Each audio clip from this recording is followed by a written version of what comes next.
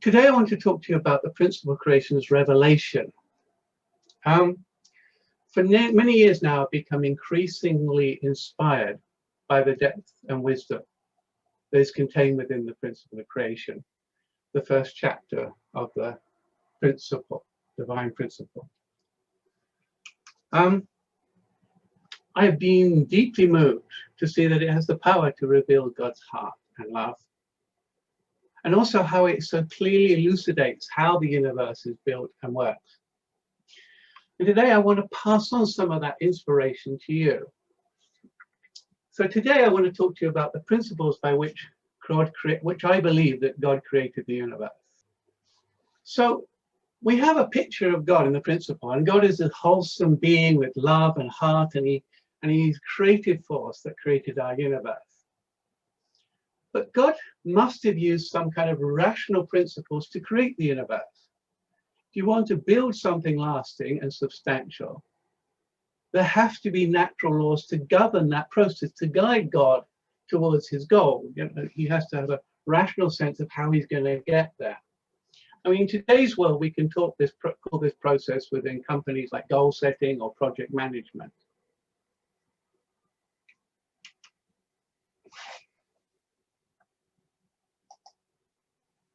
So, you know, this gives us a picture of our life, you know, when it comes to human beings, because they are temples of God. We are meant to be.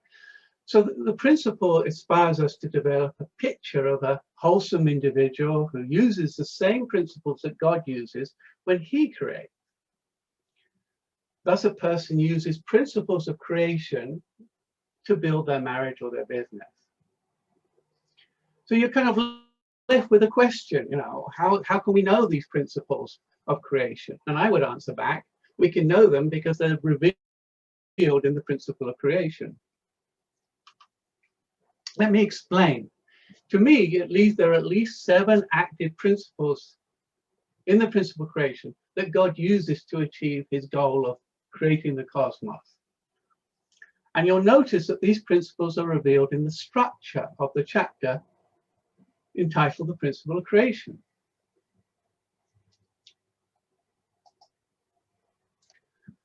So first we can see, you know, we've seen this many times. there are dual characteristics of mind and body.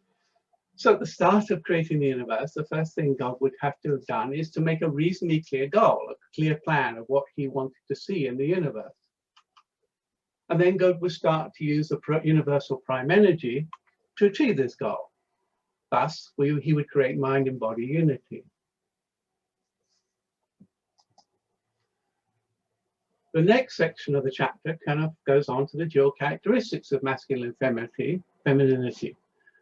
The principle reveals that God's masculine and feminine elements, the dimensions of God, interacted with each other, and thus allow for a greater level of diversity and creativity in the creative process of the cosmos. It took both masculine and feminine elements and other aspects that was built into God. So this interaction allowed for more richness and deeper textures to be embedded in the universe. The next section, we know, is give and take action, and to create a common base, a common picture, you know, where, and we're told that this interaction creates energy, and this energy allows for the plan to come into existence and encourages its development. So this section reveals that God's masculine and feminine dimensions work together to create a common understanding of all the baby steps that were needed to get from the Big Bang to Adam and Eve, you know, something like that. Then we move on. The next section is all about love and beauty and goodness and joy and truth and meaning. And so the principle reveals that there had to be an emotional reason that drew God in, and why he was willing to invest 13 billion years so as to create the universe for his children. Principle tells us that God wanted to learn about his own inner nature, to learn about it through making his inner world substantial. So through the creative process, he wanted to learn about his own sense of beauty and goodness. through building a universe using scientific principles, he wanted to reveal his own sense of truth and rationality. And he wanted to expose his own sense of goodness and love and see it in real life. And through this, he would experience joy and personal meaning.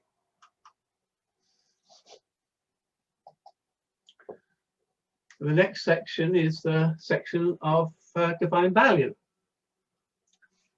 And so the principle of creation reveals that God wanted to have his children to have divine value. And God thought about creating a world which will allow his children not just to subsist on subsistence level, completely at the mercy of all the forces of nature. He wanted them to flourish. He wanted them to succeed. And so he had to think deeply how his children could have access to the same principles of creation that God uses to create the universe, thus allowing his children to create heaven on earth. A comfortable place where people could, the natural part of living, which involves suffering, which is inherent in living, but it could be balanced by much joy and happiness.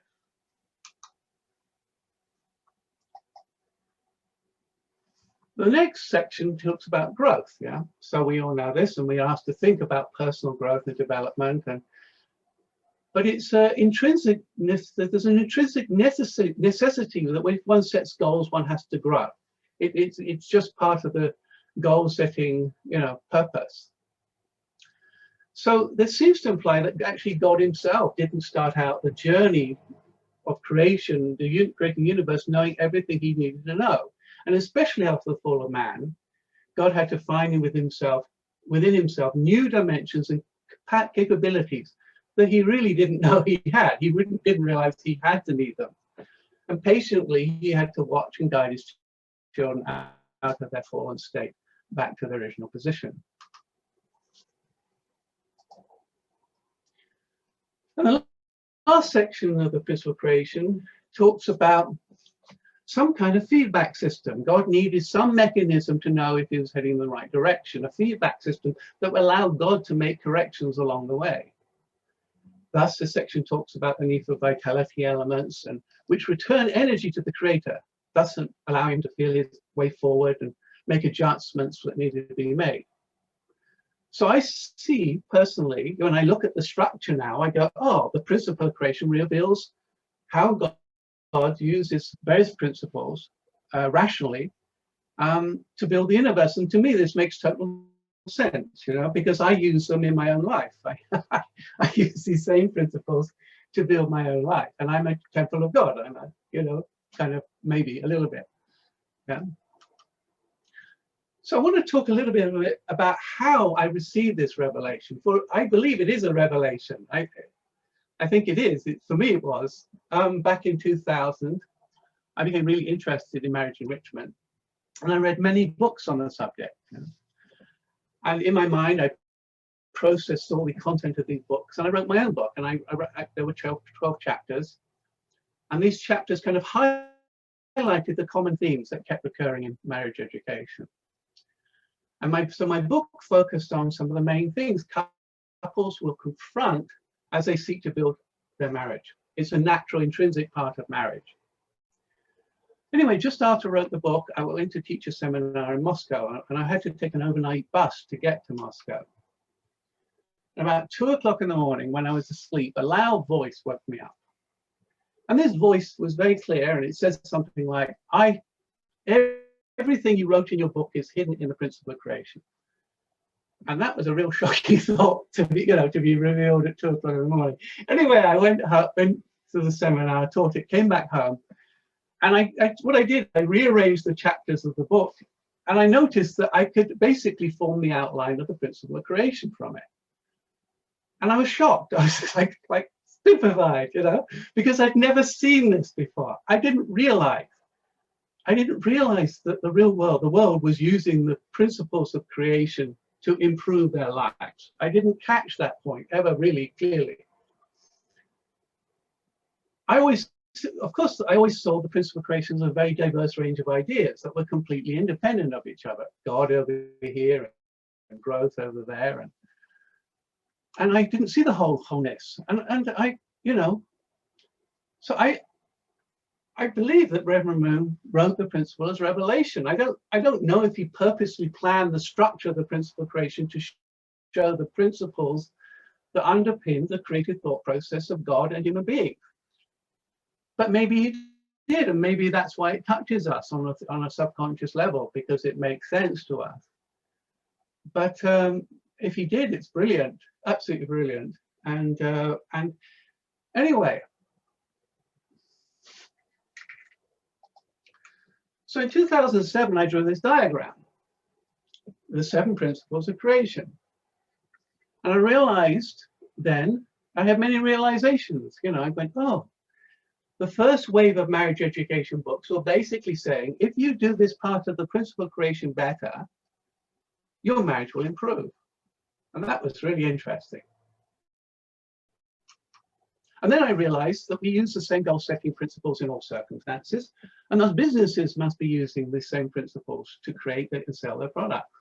Oh, everybody's kind of using the principle. And then I realized that these people who are making a lot of money from personal development books and courses, or teaching goal setting, or do, you know, you can get 10,000 an hour if you're top at this, you know, for a talk, you know. And if you listen to their talks, they just talk one of the, you know, 4 or 5 of the principles of creation, and they get paid for it, and they go, oh, and they actually love the principle, you know, and they're using it to inspire people to live richer lives. And lastly, I realized that the principle of creation was actually alive. It was like a living, beating dimension, entity. It was living, and it was built into the fabric of the universe. God uses it, we use it, creation uses it to achieve their goals. And there it is, all written out clearly in the principle of creation. I was totally amazed, utterly shocked.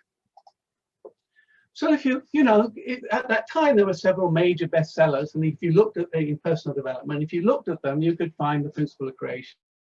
There was a hugely successful Men Are From Mars and Women Are From Venus, which talks about some of the differences between God's inner masculinity and femininity and how they work together. There was a book which we all know, The 5 Love Languages, which looked at the love and beauty dynamic. And Dr. Chapman said, look, it's not good enough just to give. You have to give that which your partner sees as beautiful. And when you do that, your marriage will improve. And then there was Dr. Covey's book, 7 Habits of Highly Effective People, which he used to build a massive consulting company. And all these habits that he identifies in his book are clearly located in the principle of creation, within mind and body unity, within give and take action, within love and beauty, and within section of growth. And you just say, he's just talking the principle of creation, and you're getting paid for it, you know. And I was like, wow. Fascinating stuff. Anyway, so in the years following 2007, I was asked by my university to teach other courses, and it was very specific courses. And you know, once I understood that one, I felt like God was saying, okay, now you have to understand something more about the principle of creation. So I was taught other courses, and these courses helped me learn how I am constructed as a human being from a principle viewpoint. And I'm learning how I'm constructed is very useful to me. I can see, for example, now I use the principles of co-creation and the principles of restoration to manage and develop my own inner world. And I use the principles of creation when I want to go out and plan something. My son and I were discussing him starting a business yesterday, and we were just, you know, loosely just discussing some of the major things that you would have to do as you're starting your business. And it was, you know, basic principles of creation stuff. And so you kind of get interested, you know, go, oh, okay, so man is a microcosm of the universe. He's the standard, you know, he's the, upon everything else is built. So then you get interested, you know, okay, well, then companies also use within themselves the principles of restoration to build a company culture. And they use the principles of creation to strategy for product development and strategy. You have a company culture, and out of that culture come product. And you get, you know, famous business speakers say things like, culture eats strategy for breakfast, which is a really cute saying. It basically saying, who you are inside is far more important than your strategies. If you've got everything right inside, you'll succeed. But if you're internally, as a company, messed up, no matter what strategy you've got, you won't succeed. It's very thoughtful, insightful. Anyway, so I just want to talk a little bit about how I view the principles of creation in marriage. So that ideally, as couples, you come together with and create a reasonably clear vision of what you want to create together.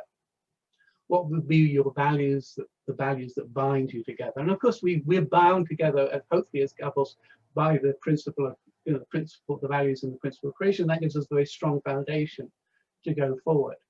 We can think about what we'd like 50 years from now, or do we want a large and small family? These basic things that you want to discuss even before you marry, actually. And with a reasonably united plan, you can work towards it. And of course, many of us didn't do this, but some of us did it better than others. And then we have like the masculine and feminine element within marriage, a husband, a wife, a father, a mother, and about the thoughts, the gifts they both bring to the marriage, the feminine element, the masculine element. They both have different gifts. How can they use their gifts in marriage? And can they understand the gender difference, the common gender differences, so that they can kind of like get around the complex issues of communication and understanding and more effectively. And of course, today there are like 40 really good books on this masculine and feminine dimension. And then, of course, in a couple relationship, you've got to have give and take to create a common base so that you can move forward. And there's some basic things you have to discuss in your marriage, which are intrinsic to your marriage as an institution. Finances is something that couples really struggle with, a lot of them. What kind of spirituality do you want in your home? Who's going to do what around the home? What roles do you take? That changes over time. How are you going to spend your leisure time? There's often a lot of disagreements around children's education and disciplining, and coming to some kind of agreement is helpful. And of course, there's interaction with relatives as well. And of course, there are a lot of good books today on communication strategies to help couples navigate these sensitive topics. And you can go online and do quizzes to help you understand your own marriage values and things like that.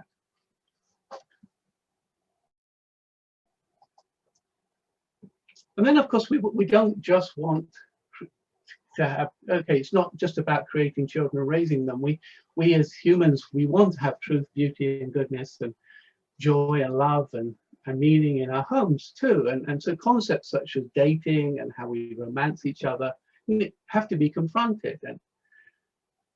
And there's how couples express affection and do enjoyable things together. And then there's some of you have built traditions into your family home that make it a rich and meaningful experience, holy days or holidays or birthdays or something, and you're making a house into a home, and that is an enjoyable part once you've dealt with the basis of the finances of the children's education and all those other things. Hopefully you can make it enjoyable. And of course there's many books that can help guide a couple to improve these areas if you need to improve.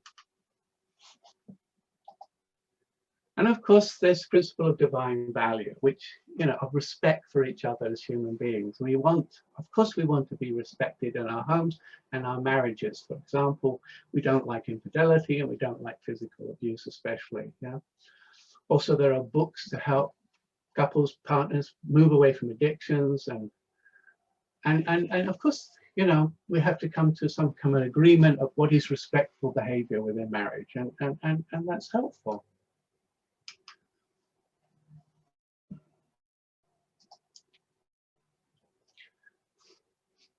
Anyway, so, of course, marriage is something most of us, all of us have never done before when we were young.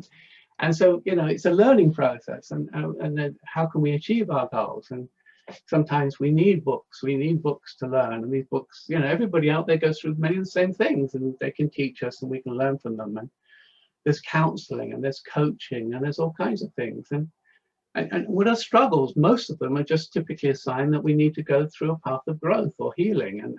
And if we can do that, then things can blossom. Yeah? And lastly, couples will grow through feedback. You know, we have the concept that our partner and our children are Messiah, and for sure. Constantly telling me what I should do to improve, and I sometimes learning. My son has come here and he kind of gave me a hard time a little bit about my weight, and I've lost 10 kilograms in the last 2 months, and I'm very proud of my son encouraging me. You know. Anyway, to help us learn about ourselves and what we need to improve, and of course we can learn from the outcomes of our actions and see what mistakes we've done, what worked and what didn't. But also couples can offer each other feedback. You know, they can offer praise. It's really helpful if your partner does something, you know, for the first time, the second time, to praise them so they understand that's what you like. And of course, couples can offer complaints. You know, I don't like it when you come home late. Can we sort that out? Anyway, all the 7 principles are intrinsic to the building of a successful marriage and home, the second blessing. So I just want to sum up what did I hope to convey today? I wanted to tell you that the principle of creation is a profound revelation. It has many layers of depth to it. It is an awesome few pages of inspiration. It has to be.